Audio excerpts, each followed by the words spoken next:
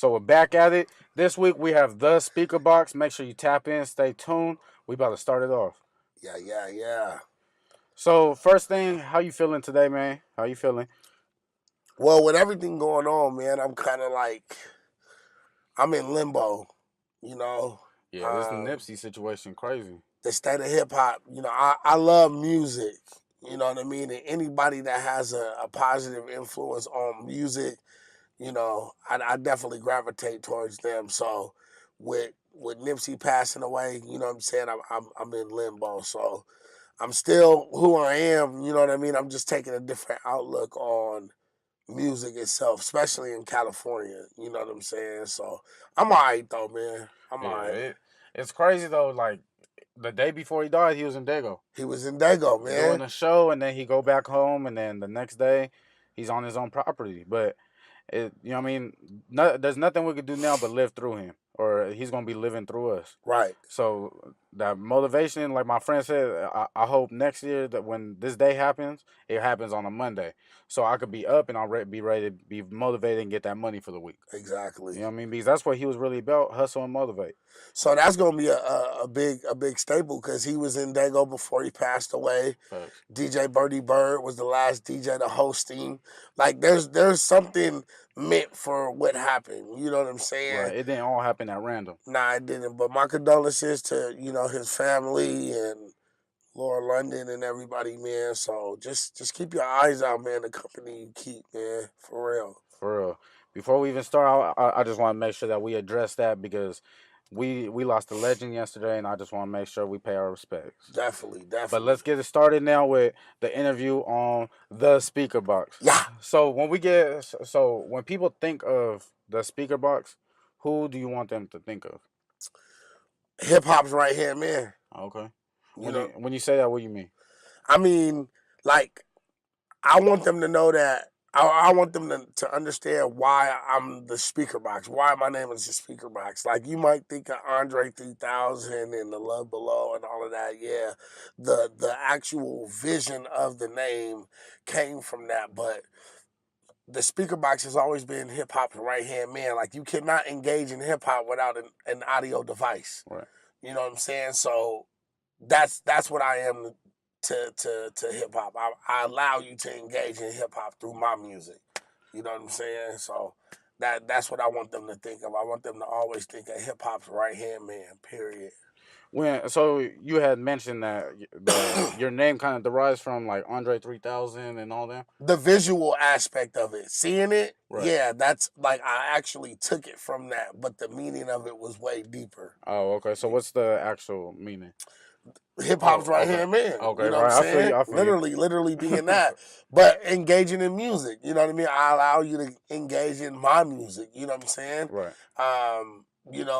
You could be wherever you want to be. If there's no audio, if there's no nothing, you can't hear anything. Facts. I'm the SpeakerBoxx. That's what my mouth is. It's the SpeakerBoxx. It's an audio device. You know what I'm saying? When you sit down and you record your music, are you sitting? You standing? What's the environment you like to keep when you record your music? I'm standing up. Okay. I'm always standing up. The formula that I use is I write, record.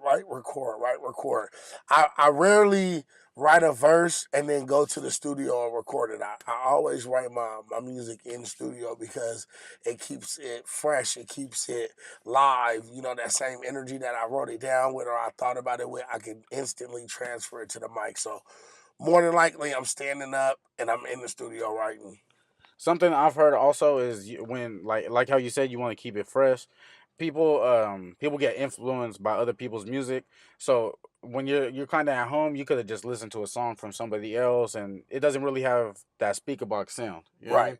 what I mean? You'll have more of like a. I'm not saying you will, but if you like, let's say you just hear a Barry White song. You know what I mean? You might just be on a more singing mood that day. Right. And it will influence kind of how you go into your studio session, how you influence what song you're gonna put out. Genuinely, I always do what the beat tells me to do. So if I have something more soothing, I'll definitely pour my feelings out on it. If I have something more clubbish, then I'll definitely get my function on. If I have something more trappish, then I'll do some trap shit. But I rarely do trap shit because all my music to me has to feel real and Yeah. it has to be real. So if I'm doing a club banger, then I'm actually telling you what I'm doing in the club. If I walked up, if I told you in the verse I really walked up on her and I really gave her some game, then I've did that Yeah. before. If I tell you that, you know what I'm saying, my mama did dope and she Yeah. was never tested, then that's what really happened. You know what I'm saying? So all my music to me is real. Yeah. Everything. I did banging in the trap because I was actually banging in the trap. Like Right. I was working in the dispensary, Facts. and you know that's how that song came about. So everything that I've did musically has always been real. I feel you like to keep it 100% genuine. Definitely. So, do you hear a beat then make the song, or do you like to, or so you just let the beat, like whatever your mood you kind of in when you hear the beat, you let it guide you? Or If do you, if I sat here and I thought of a hook, right? then I would call Smooth on the beat. Shout out to WT on FNS Production. Shout out. And I would tell Smooth, hey Smooth, look, the hook that I'm writing is I'm going platinum. Right. You niggas slept on the wrong one. Facts. You know what I'm saying? I would not lose. I am God's son. And then he would take that and then he would make the beat around it. You know what I'm saying? And then I would go to the studio and I would write to that cadence. Oh, okay. You know what I'm saying? So most of the time it's kind of like that. You'll start feeling like a song in your head, and then you'll hit him up, and he'll start engineering towards that song. Definitely. I normally always write the hook first. Oh, okay. Because that's the most important part to me, to the song. Right. The verse is going to come because, like I said, I'm going to do exactly what the beat tells me to do, pattern-wise, cadence-wise. So the hook is always first. So I'll have him make the beat around the hook, and then I'll get on it. Or he'll send me a beat, and I'll still write the hook first, and then write my verse around it. So the hook is always first, though. You talk about cooking a lot. What's your favorite thing to cook? I love potatoes. Ooh. I love breakfast food. Facts. As a matter of fact, I'm a fat nigga, so I love breakfast food. I love me some good hash browns, bro. Like I love extra crispy. Oh my god, man! I can't stay away from potatoes for the life of me. But breakfast food, so like French toast, pancakes, sausage, bacon, eggs. Fried chicken, man. I just did some real cool shit with some pancake mix and some fried chicken. Ooh. My God, okay. bro. I'm gonna have to slide over next time. My God, bro. So yeah, them is a couple things I like to cook. You know what I mean? Yeah, I feel you. It's funny that you say potatoes because this lady lived on cheese potatoes for 30 years. What the fuck? That's what I'm saying. Cheese potatoes. Cheese potatoes. I think it was like in Ireland or something. Was she big? She was huge. Then a motherfucker starch, maybe it's starched up. I was like, how many potatoes she eat? And it was like breakfast, lunch was like 8.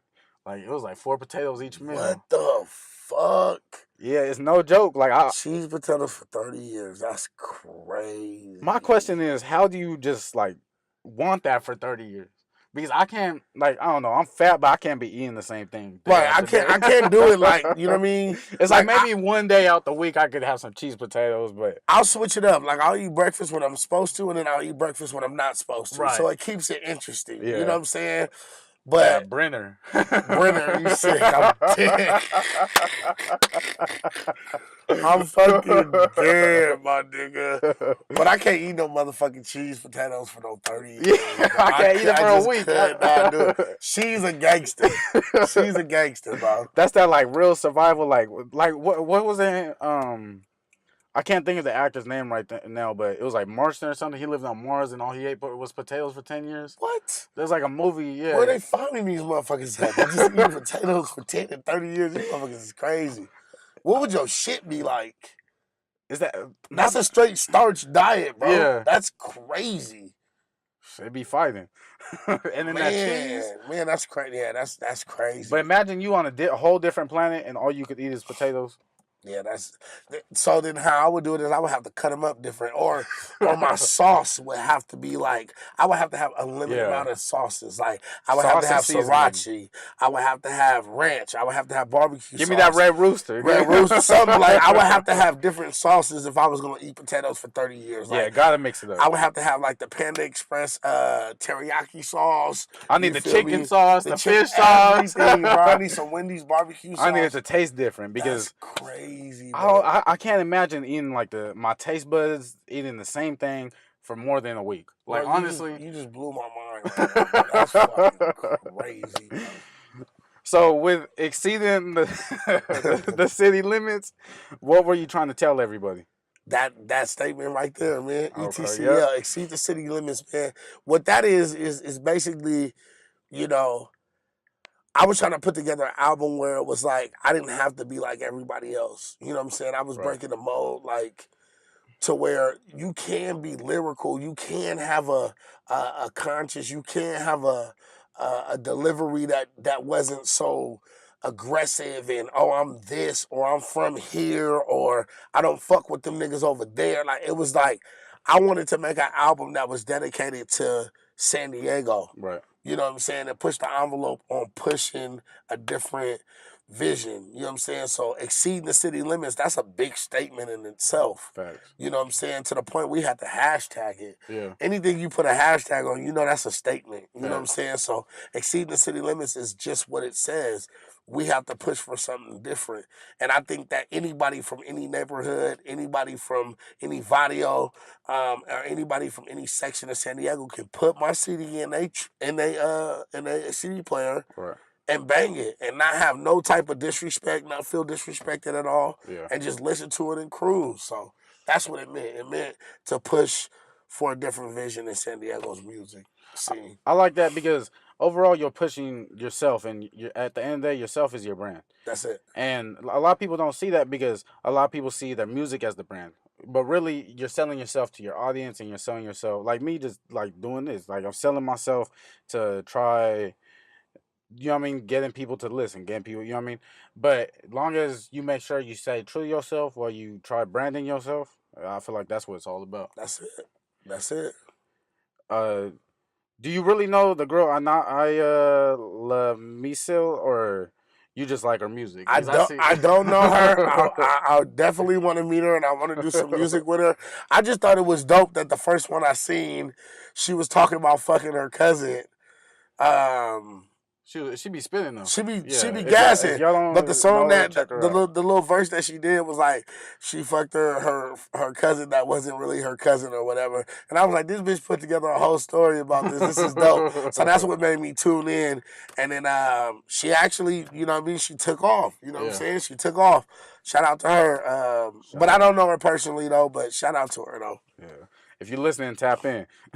Definitely. You speak Spanish? I'll be seeing you get your bilingual on every now and then. When? I like a few of your Instagram posts. Like I don't think I heard a song, but I know I heard you go on live a couple times and like start bilingualing it up. I may say a little something. I mean, I paid attention in Spanish class, but I'm not bilingual. I know probably like 6 words. You know what I'm saying? Yeah. That's it.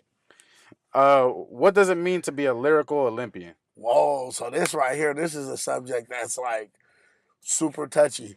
Okay. It's 2 of us right now. Right. Not everybody can be an Olympian. First off, you know what I'm off. saying. What are the rules? What are the rules? So first off, right now is you got to be true to yourself. Okay. That's number one. Like you got to transparent. You have to be transparent. Second of all, you got to be lyrical, and what I mean by lyrical is that you don't box yourself off. Right. You know what I'm saying? There's no avenue you can't go. If we need you to go here, you can go there. If we need you to go here, you can go there. The third thing is loyalty, man. Loyalty. You know what I'm saying? You got to be a loyalist. You understand what I'm saying? Like, there's a lot of shit that goes on where people just want people to be, for them. You know what I mean? Like, get back to the point where a motherfucker can really trust you. Yeah. You know what I'm saying? The Olympian part about it is having the fundamentals down. I've been rapping since I was 12. I'm 29 now. Right. I know the fundamentals are good.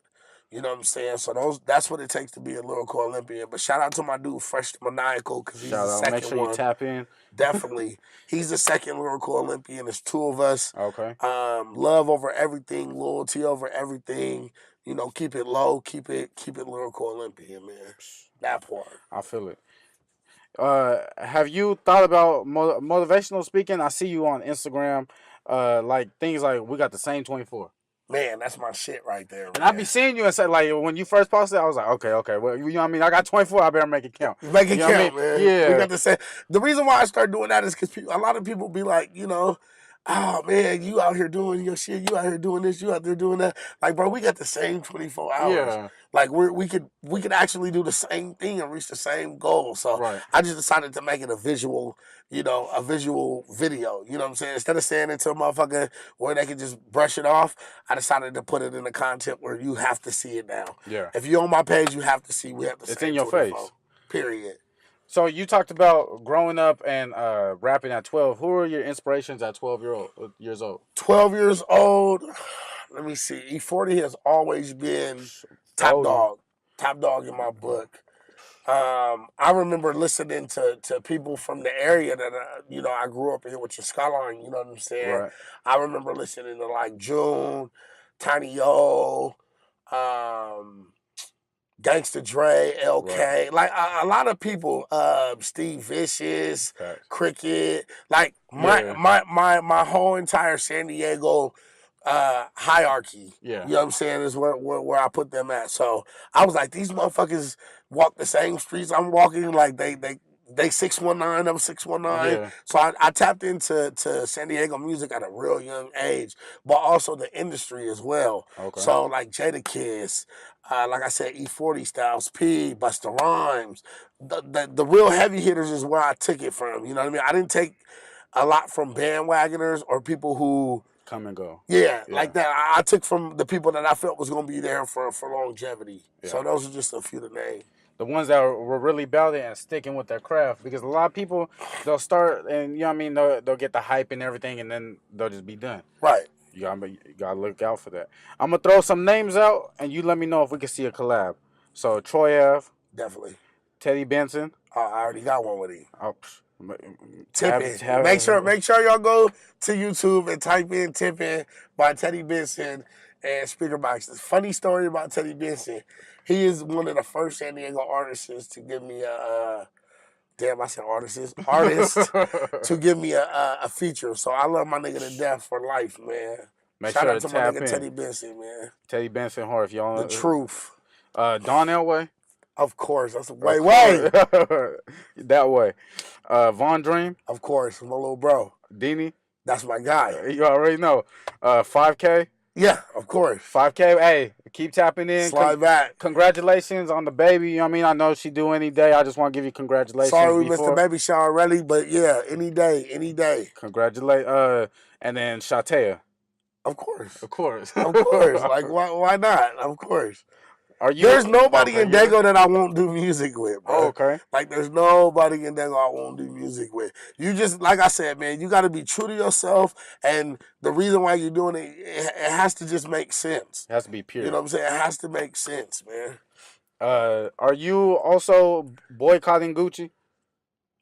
I mean, Gucci is Gucci, man. Yeah. Gucci is Gucci, man. Let that man live his life, man. No. I'm saying Gucci, the clothes. Oh, the clothes. Fuck yeah, man. Yeah. Fuck yeah. Expensive ass clothes. Bro, they can't keep getting away with doing this little racist shit. And they call accident. Nah, we're not finna play none of that, man. I'm not fucking with nothing designer. I'm good, man. Fuck that. So speaking of that, what's your favorite local company? I need it all. My homegirl Scooby D. I fuck with my nigga Nuke Boomin. For sure.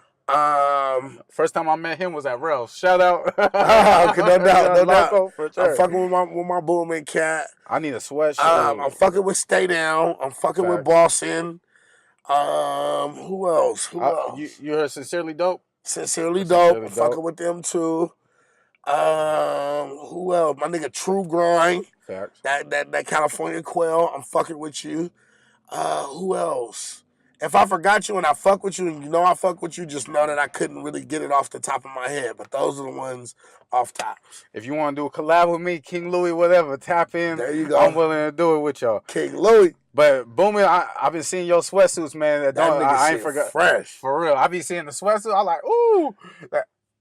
I had to get mine, man. We did that. I be seeing I like how he advertised himself too. I be peeping gang.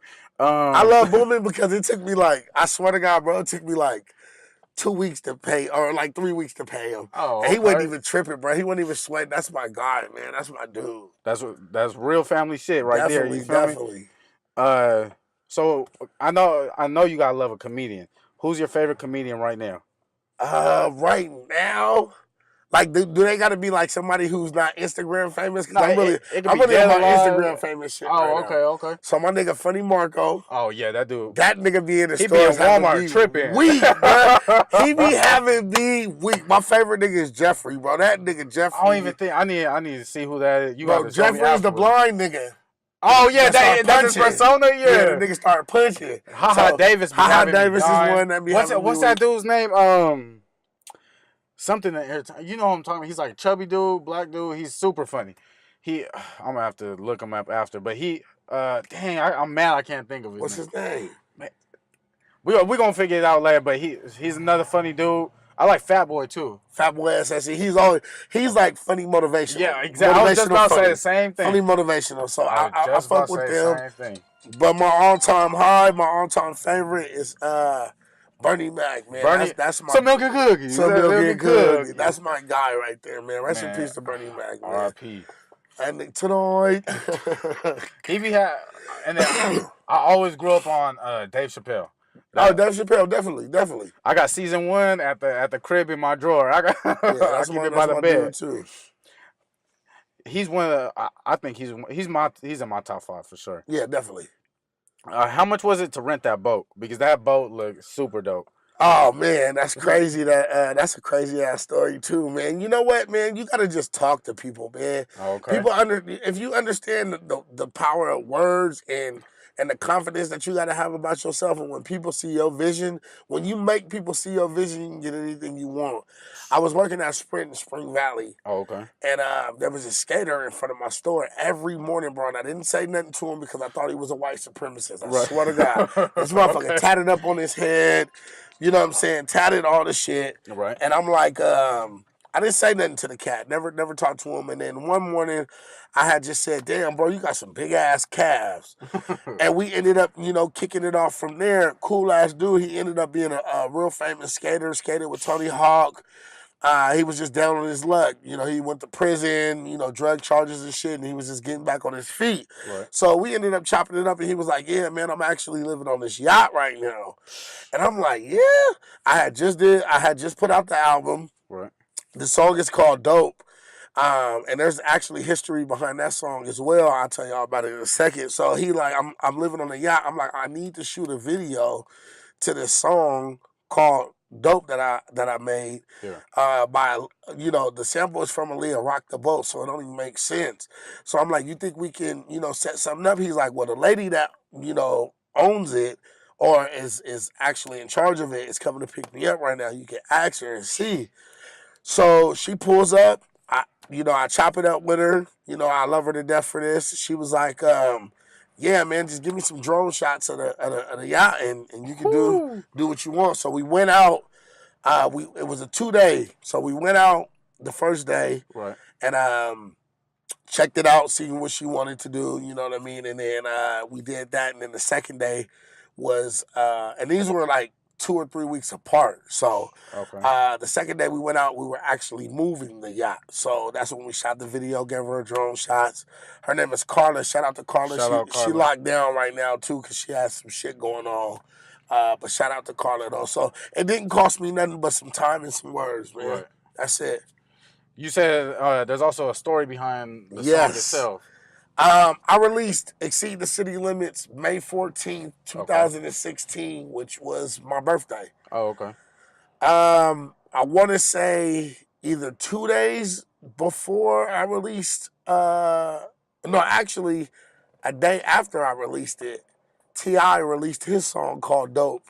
Oh dang. with the same sample uh, that we used for Dope. Damn. And he released it with a video as well. So the only thing that he did better than me is had Dr. Dre make the beat, Right. and I think Hype Williams shoot the video. So that means at the same time that I was recording Dope, T.I. was in the studio recording the same song. Damn. But these are two different beats Right. made by two different producers. We just had the same idea. But it's ironic and funny that they came out the same year and the same week. It's like they say, great minds think alike. Great right? minds think alike. And that's what it let me know. I was hot. Yeah, I was hot. At first, it's like, damn. But it's still, and I think my song is way better anyway. So Right. if y'all can go check them out, Dope by T.I. and Dope by the SpeakerBoxx. Let us know what you think. Let's go. Lastly, can we see a mixtape album soon? Definitely. Okay. Definitely. Can we get a title on it? I'm not dropping the title. Okay. I'm not dropping the title because what I want people to do is I want you to hear it and then base your opinion off of it. I don't want you to hear the title and then hear it and then you know what I mean. Like I work hard on my music and that's why I'm just releasing singles right now. Like I got hella singles out that y'all can go watch. How You Looking, Strip, Banging in the Trap. All of these singles are out and they're floating, they're generating. Right. You know what I'm saying? But as far as album and stuff like that, like I really take my time with that because it's precious. And then too, I feel like I know what I mean to my city. Facts. You know what I'm saying? So I gotta preserve some of this shit. You know what I'm saying? So I'm gonna give y'all singles for right now, but we definitely could be expecting the album to be dropping sometime probably the beginning of next year. Oh, okay. Definitely. Make sure to stay tapped in. Strong. And stay tuned. Strong. Could we, lastly, I know I said lastly last time, but could we see some merchandise? Oh man, I'm working on that right now. My vision is so clear on what I want it to be. I just have not ran into the right person to do it. The vision is clear. It's just I just have not ran into the right person. Everybody that I got you after. Thank you so much. Everybody that I've ran into and told them my vision about my merchandise and clothing line has kind of been just to rush it, you know. Hey, I'm out here, I'm doing it, and I don't want that. I want somebody to actually see, like I said, with my album, with my music, everything. I'm a perfectionist. It has to be the representation of me. You know what I'm saying? Like I'm a nice dude. I'm big. Like I gotta be fresh. This could be. I could put this motherfucker on a mink jacket. You know what I'm saying? And motherfuckers can rock it. Or I could throw it on some loafers and motherfuckers can rock it. Like that's what it means to me. You know what I'm saying? So I just haven't ran into the right person. But definitely we're gonna work on that. Definitely, of course. Anybody else too? If you ain't seen them, I did an interview with the Great Science Center in Spring Valley. I'll tell you more about them. And that was a moment, Louie. So if there's anything else you want to tell the people before we end up leaving, what would you want to tell the people? Hey man, make sure y'all continue to keep loving each other. Make sure y'all continue to keep the San Diego movement of hip hop going. Be a part of it. If you're not from San Diego and you're a part of it, be grateful. Because this is something that hasn't happened and it's happening now. So just remember who I am. You know what I'm saying? Remember my heart, remember my words, and remember I told y'all can do it. Much love and respect. That was a moment with Louie. Thank you for tapping in and make sure to tap in with the SpeakerBoxx. Yeah.